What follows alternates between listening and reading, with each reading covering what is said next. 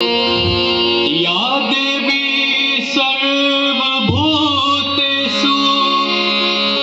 विद्यारूपेण संस्थिता नमस्तस्यै नमस्तस्यै नमस्तस्यै नमो नमः। या देवी सर्वभूतेषु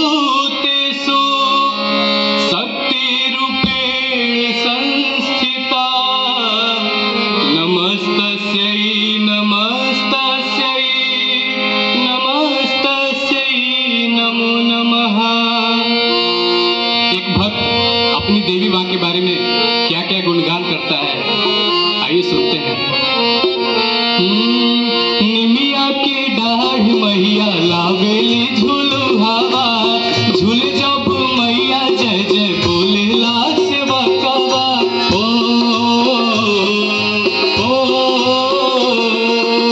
निमिया के डाढ़ मैया लावेली झूलू हवा, झूल जब मैया जय जय बोलेला सेवा कवा। कि भैरो भैया अलख जगावेले, कि भैरो भैया अलख जगावेले।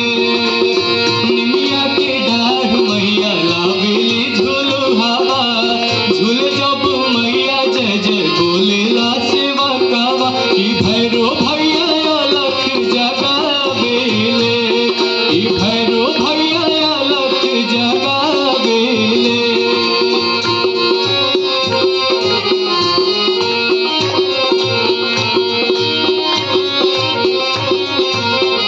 और भक्त अपनी देवी माँ से क्या क्या मांगता है, आइए सुनते हैं। सेनुरा सलामत रहे मांगे सुहागिनिया, मांगे सुहागिनिया हो मांगे सुहागिनिया। अचरा में लाल मांगे माई से बजनिया, माई से बजनिया हो माई से बजनिया।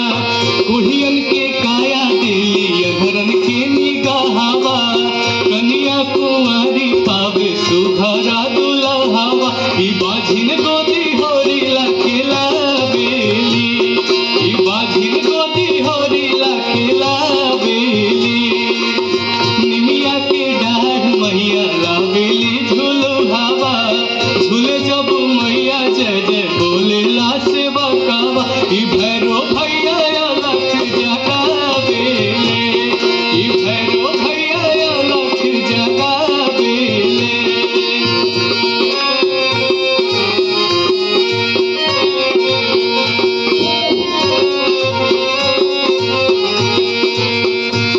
इस जगत में देवी माँ के जैसा कोई नहीं है, चाहे वो हमारी माँ हो या देवी माँ हो। माँ के बिन ये दुनिया अधूरा सी लगती है।